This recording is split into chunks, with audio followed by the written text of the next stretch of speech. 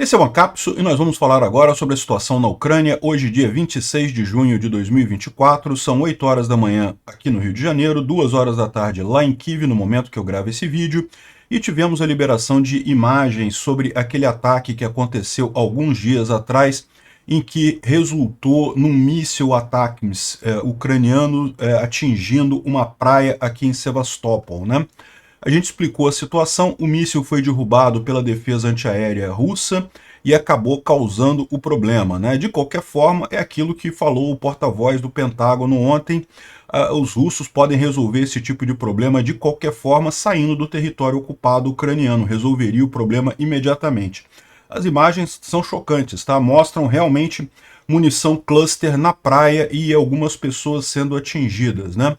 De novo, lamento muito, ninguém deveria estar tomando banho de sol numa frente de guerra, num lugar ocupado ilegalmente por seu país, né? Lembrando que os russos podem acabar com essa guerra a qualquer momento que eles queiram, basta eles saírem do território ocupado na Ucrânia para as fronteiras de 1991, né? Bom, aquele caso do drone americano que teria sido derrubado por russos sobre o Mar Negro, parece que já esclareceu que não teve nada mesmo, até os próprios russos já estão voltando atrás, não teve nada mesmo. E aí tem algumas críticas, né, de alguns russos falando, pô, por que a gente não derruba? Até os Houthis derrubam, por que a gente não derruba e coisa e tal? Meu amigo, é porque vocês não estão em guerra com a OTAN, não estão em guerra com os Estados Unidos, vocês estão em guerra com a Ucrânia.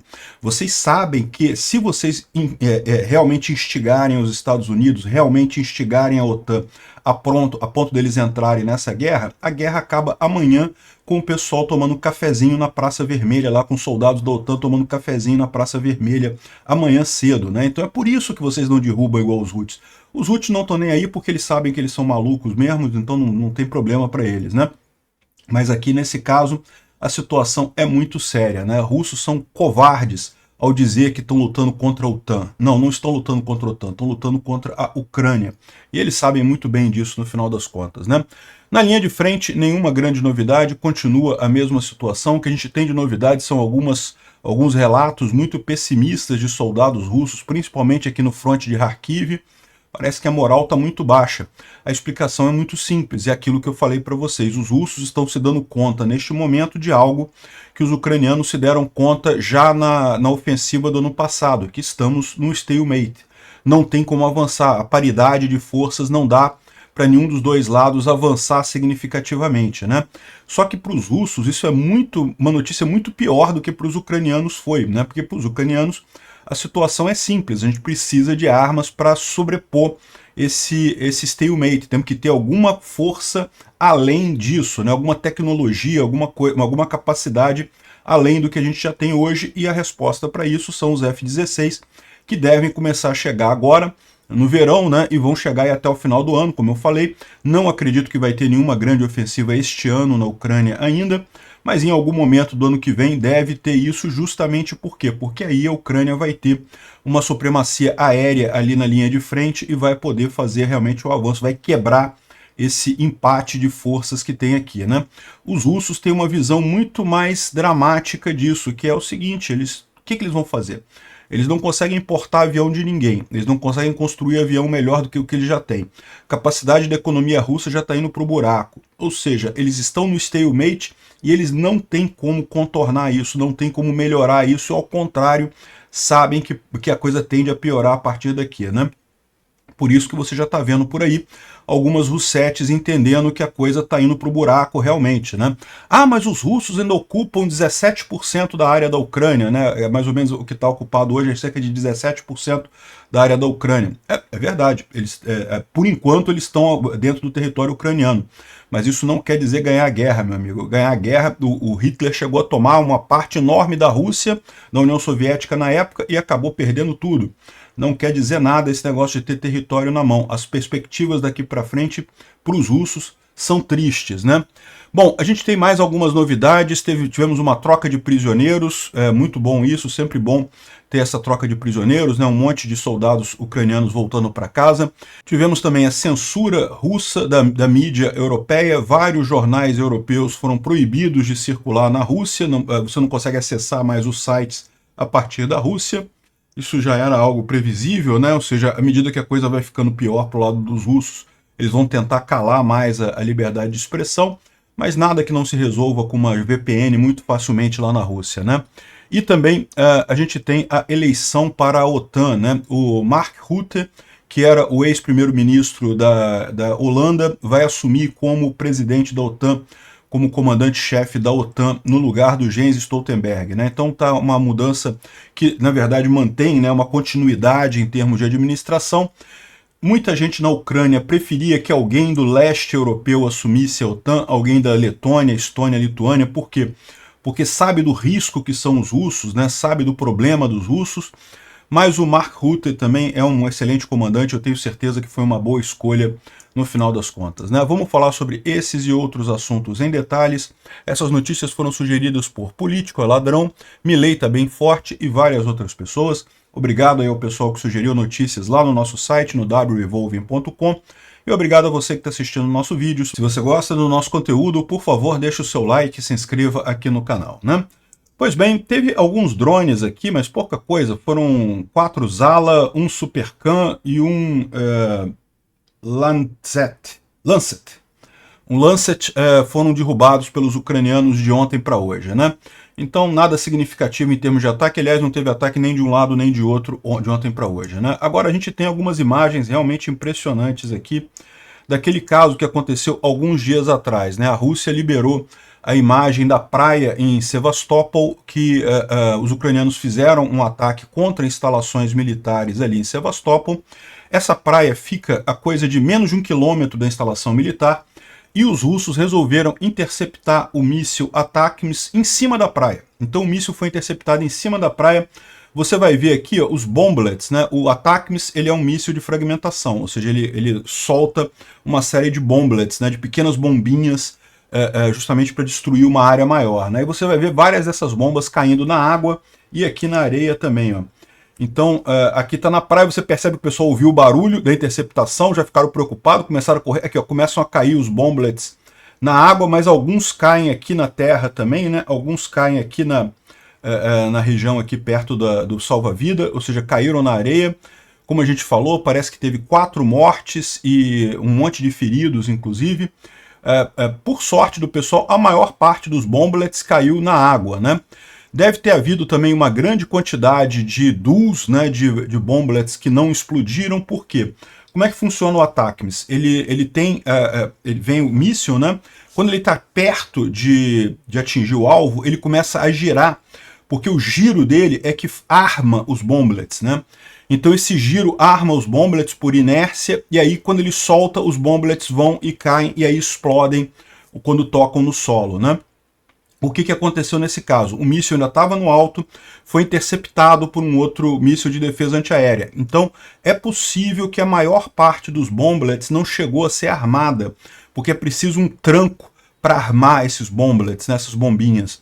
Então, por isso que você vê poucos, né? Isso daqui, se você olhar quando ele atinge mesmo a área toda é explodida, assim, é uma área enorme que tudo tem explosão na área. Como você vê que aqui, esses aqui que você está vendo, são os que explodiram, tá? Esses aqui explodiram, esses aqui chegaram a armar e explodiram. Mas isso daqui é muito pouco para um ATACMS. Um ATACMS limparia essa área todinha aqui, né? Então, você vê as explosões aqui, foram poucos que explodiram, poucos que armaram e acabaram explodindo. Então, mais uma vez, aqui, ó, o pessoal está explicando aqui, ó, é um M39A1 Block 1, um míssil com submunição, né, com fragmentação. E aqui, está óbvio pelo padrão de dispersão das submunições que o míssil foi atingido a uma altitude e que ele não teve tempo de armar os bomblets por conta própria, né? Poucos explodiram no final das contas. Dá para ver aqui, tem um caso aqui com uma qualidade melhor aqui, ó, que dá para ver o momento que uma pessoa particularmente é atingida aqui, ó. Eu não sei se dá para ver aqui nesse caso aqui, ó. Aqui, ó, nesse ponto aqui, ó, você vê as pessoas correndo. Essa moça de biquíni aqui, ó, infelizmente, ele marca ali a pessoa e o bomblet explode aqui, ó. Esses que você vê a fumaça, explodiram, tá? Além desses que explodiram, teve mais um monte que caiu aqui, que não dá nem para ver, porque eles só caíram e não explodiram, porque não chegaram a ser armados, né? Isso é um outro problema. Essa praia não vai poder ser usada por muito tempo. Ela vai ter que passar por um processo de retirada de minas nessa praia agora, porque deve estar cheio de bomblets não explodidos por ali. Enfim, aqui a moça acabou caindo, se vocês vão verem aqui, ó, ela ficou caída aqui, infelizmente deve ter sido uma das atingidas, não sabemos se morta ou ferida, mas claramente uma situação absurda, né? O que esse pessoal está fazendo numa linha de frente, a coisa de menos de 1 quilômetro de uma unidade militar? O que esse pessoal está fazendo na praia, né? Aqui está o pessoal reclamando aqui, ó, foram 4 pessoas mortas, 120 feridas, segundo os relatórios. O número de turistas caiu em 20% lá em Sevastopol. Eu estou até assustado, só 20%. Né? O que esse pessoal está fazendo na praia por lá, né? É lógico, a Rússia está culpando a Ucrânia e os Estados Unidos e coisa e tal, mas a verdade é a seguinte, quem está invadindo o território ali é a Rússia. Esse pessoal todo que está ali é uma tropa invasora, né? Eles estão num território que não é deles, não deveriam estar ali, né? Então, realmente, uma situação muito, muito ruim isso daí, né? Bom, aqui tem as imagens dos bomblets aqui, mas é basicamente o que a gente já falou aqui, ó. O Defmon está explicando aqui que ele pode realmente ver o bomblet que provavelmente caiu mesmo de um ATACMS poucos segundos antes de cair, e é bem provável que isso aqui indica que ele foi interceptado. As fumacinhas pretas indicaram que houve uma explosão, não foi apenas o impacto. Se fosse só um impacto, não daria nem para ver aqui, seria uma coisa muito pequena. Mas é aquilo que eu falo para vocês, se você comparar isso daqui com uma explosão real de um ATACMS, no momento que ele atinge o lugar, ele varre a área toda, né? Todos os bomblets explodem, é uma quantidade muito grande, então isso daqui claramente foi um ATACMS interceptado. Além disso, eu não sei se está aqui, eu acho que é isso daqui, ó.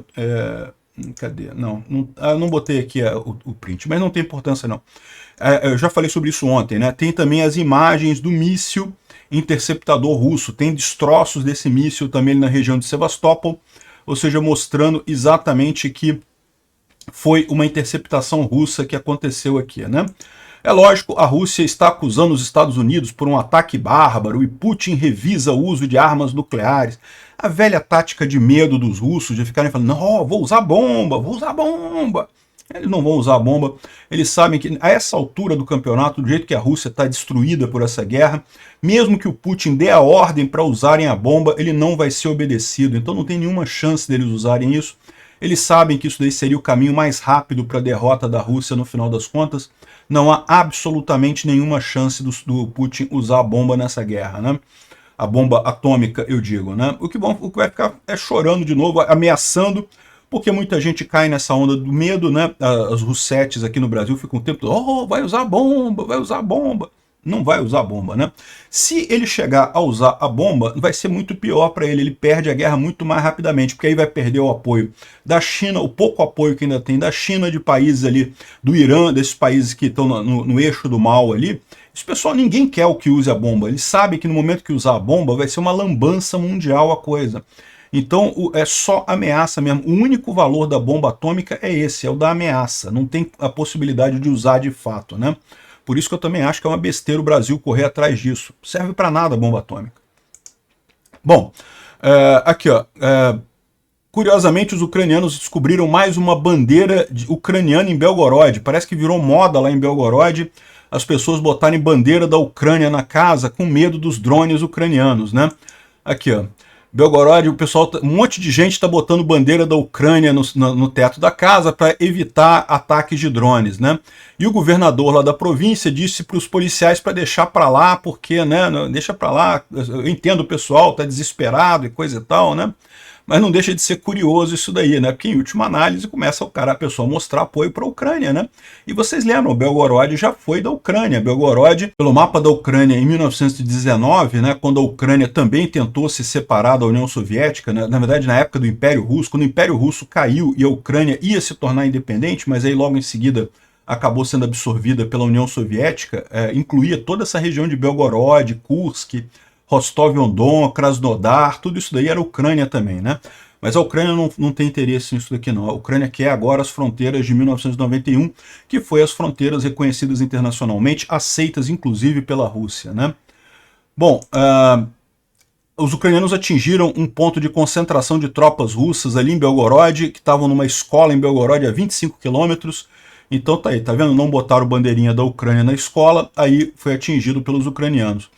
Ontem a gente falou sobre esse depósito de munição lá em Voronezh, e tá aqui uma imagem de satélite mostrando, realmente pegou fogo num monte de coisa aqui, um depósito de munição muito grande, tudo pegando fogo por ali, né?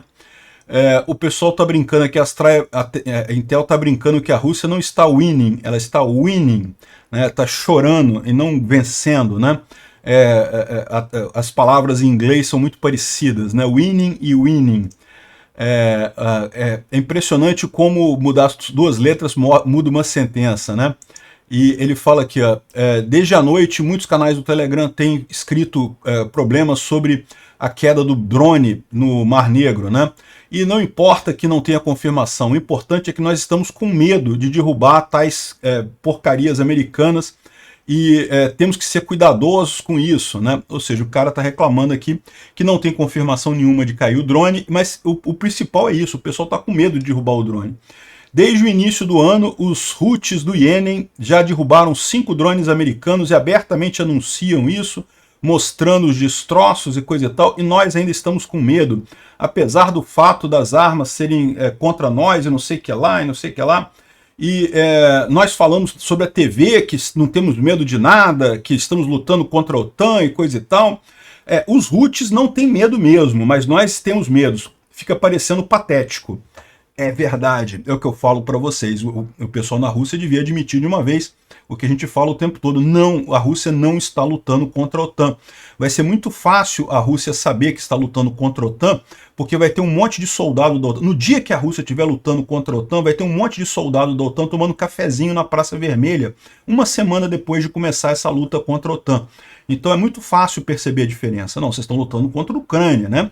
Eles gostam de encher a bola dizendo, não, que estamos lutando sozinhos contra a OTAN e não sei o que lá, não sei o que lá. Olha só, patético. Eles ficam com medo de derrubar o drone americano. E deviam ter medo mesmo. Ontem eu estava falando para vocês, eu estava torcendo para eles terem derrubado esse drone, porque certamente a resposta americana seria mais ajuda para a Ucrânia. E os russos sabem que eles não conseguem suportar isso, não estão conseguindo suportar com o que tem agora. Bom, aqui é uma imagem de um ataque ucraniano contra um barco russo no Dnipro. É bacana, bem visualmente bonita aqui a imagem. Eu tenho que tirar o som por causa de música. Mas aqui ó, o drone atingindo o barco russo aqui. A gravação foi feita por um russo que estava no barco, né? E acabou chegando até os ucranianos. O russo sobreviveu, né? Porque mostrou a imagem, coisa e tal. Mostra eles pulando do barco ali. Mas o barco não foi longe, não.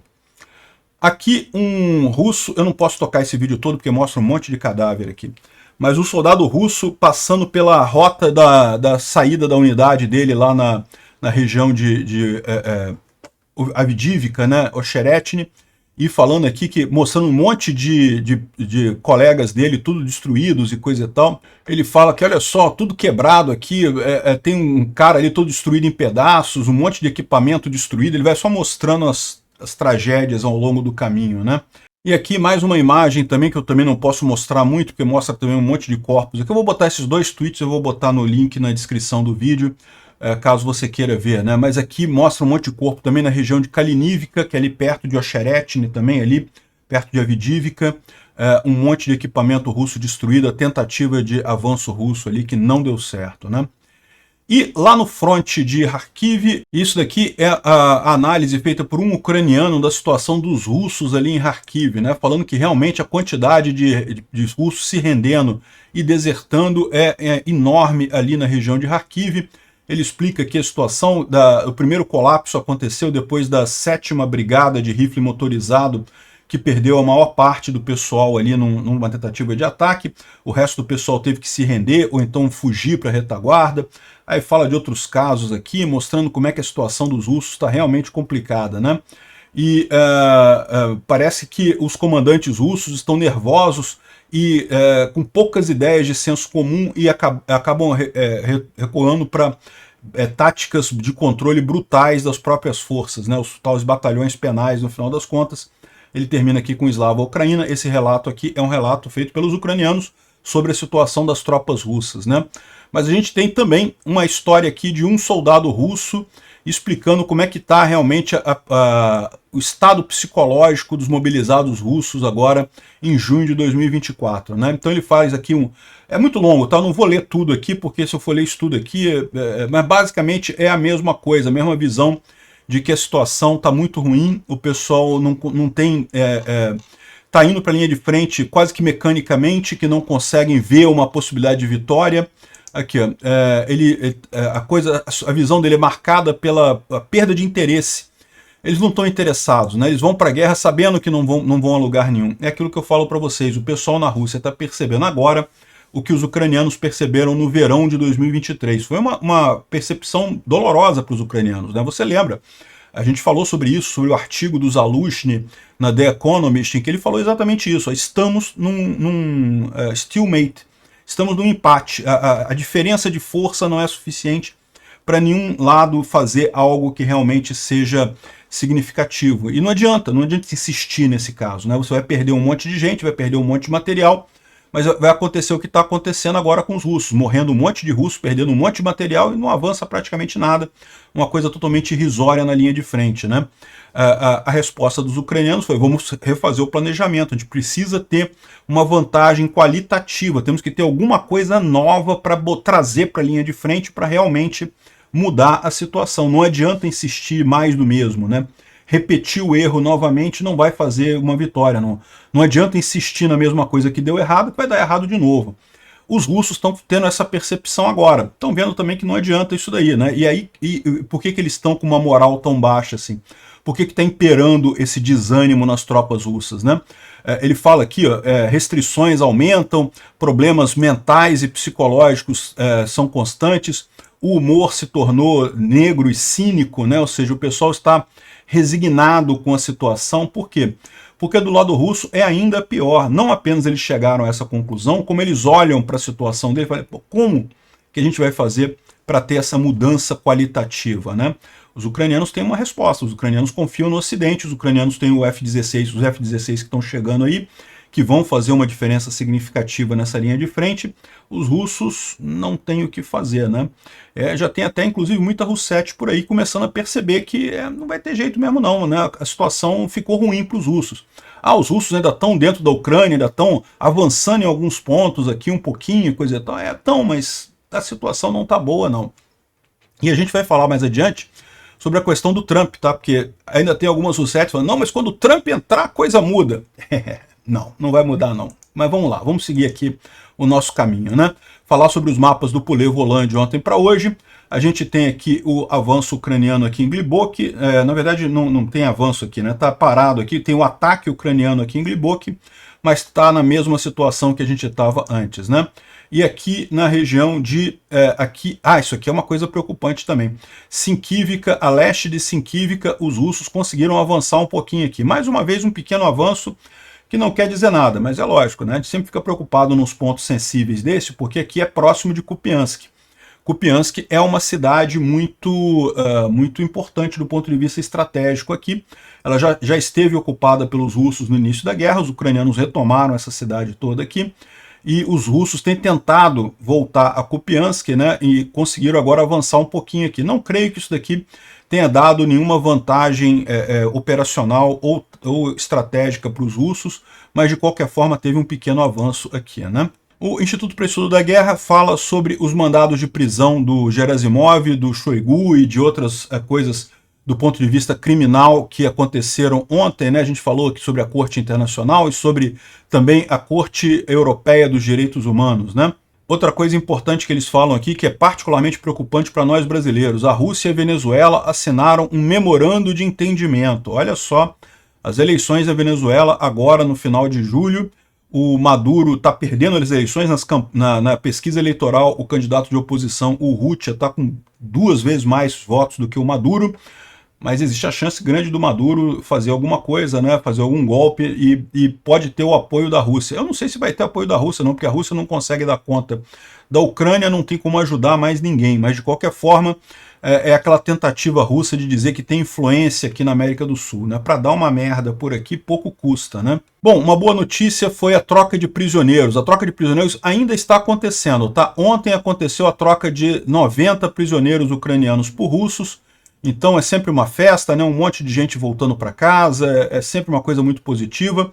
Mas parece que isso é só a primeira etapa, tá? Eles estão fazendo, na verdade, agora parece que vai ter uma série de trocas de prisioneiros. É o que está sendo negociado, a gente não sabe se vai dar certo, mas é o que está acontecendo aqui. Muitas fotos de ucranianos voltando para casa, sempre uma coisa muito positiva, reencontrando a família, né? Sempre muito bacana isso, né? Bom, os russos fizeram uma montagem daquele Il-76 que foi derrubado na região de Belgorod e que eles dizem que haviam 65 prisioneiros ucranianos a bordo, né? Não haviam, né? Mas de qualquer forma tentaram fazer uma reconstituição, igual fizeram com o do MH17, né, da Malaysia Airlines, né? Tentando colocar que tá vendo, mataram os prisioneiros ucranianos e coisa e tal, né? Isso é mentira dos russos, não tinha prisioneiros ucranianos não. O avião foi derrubado. Estão dizendo que foi derrubado por um Patriot. Pode ter sido, né? A Ucrânia a gente sabe que estava experimentando esse tipo de coisa na linha de frente na época. Pode ter sido sim derrubado pelos ucranianos. Mas o fato de ter prisioneiro ucraniano não faz sentido nenhum que os russos levassem prisioneiros ucranianos de avião para a linha de frente. A maior parte dos prisioneiros está na linha de frente, já em prisões ali na linha de frente, então não faria nenhuma diferença. Não tem nenhuma evidência de que houve prisioneiros atingidos aqui, né? A Rússia está bloqueando a transmissão de mais de 80 jornais lá da Europa, né? Inclui um monte, inclusive de Portugal. Todas as principais mídias da Europa estão proibidas agora na Rússia. Segundo eles, é propaganda da Europa e coisa e tal. Mas o fato é o seguinte, o fato é que já está ficando cada vez mais claro, até para o povo russo, a derrota da Rússia nessa guerra. E com isso eles estão muito preocupados com a moral do povo russo, né? À medida que os russos forem tendo a consciência do tamanho do buraco que o Putin enfiou à Rússia, a situação do Putin começa a ficar mais difícil por lá. Ele está recorrendo à censura natural para todo ditador. Não vai fazer grande diferença isso, a essa altura a situação já está muito crítica por lá, né? E também os russos já sabem usar VPN também, né? Bom, olha só, agora olha o que está acontecendo, olha o desespero do Putin, né? A partir do dia 19 de junho, como parte da aliança com a Coreia do Norte, os militares anunciaram que uma unidade de engenheiros da Coreia do Norte irá se unir às forças russas lá em Donetsk, né? Isso é uma coisa preocupante, tá? Porque é a primeira vez que um exército estrangeiro ajuda os russos nesse caso, né? É curioso isso, porque os russos ficam acusando a Ucrânia de ter poloneses ou de ter pessoas, né, unidades de exércitos da Europa e coisa e tal, mas a verdade é que não tem. Tem voluntários, pessoas que foram lá para a Ucrânia lutar pela Ucrânia. Isso tem um monte, até do Brasil, de todos os países da Europa, tem muita gente lá. Mas unidades de exércitos europeus não tem nenhuma atuando na Ucrânia. No máximo você tem treinamento de tropas na retaguarda, né? Agora, os russos parece que vão botar os norte-coreanos nisso daí. A grande preocupação de todo mundo aqui é o que a Rússia está dando em troca para a Coreia do Norte. É isso que preocupa o Ocidente no final das contas. Esse pessoal aqui não vai fazer diferença nenhuma no final das contas, né? Os russos estão preocupados com um novo tipo de hack, né? Parece que os ucranianos vazaram dados pessoais em sites dos russos e aí estão dando golpes, mandando golpes via telefone, de mandar confirmar o número para entrar na conta do Telegram da pessoa, esse tipo de golpe, né? Aí o pessoal falando, olha que coisa mais fofa, né? Os russos assim, quando for assim, pergunte para quem que a Crimeia pertence e peça para cantar o hino russo e coisa e tal, como se isso fosse fazer alguma diferença, meu. Pro cara que tá dando golpe, mesmo sendo um ucraniano dando golpe, ele fala mentira, pô, né? Fala o que os russos acreditam, isso é de menos no final das contas, né? Estão preocupados aqui com isso os russos, né? Bom, a Ucrânia atingiu a marca de produção de 3.000 drones FPV por dia, né? Excelente isso, realmente essa campanha ucraniana que já tem um tempo, é uma campanha distribuída, descentralizada, mas que é muito forte, realmente está fazendo uma diferença muito grande. Não é à toa que os russos ficam apavorados com os drones ucranianos. 3.000 drones por dia, é muito drone.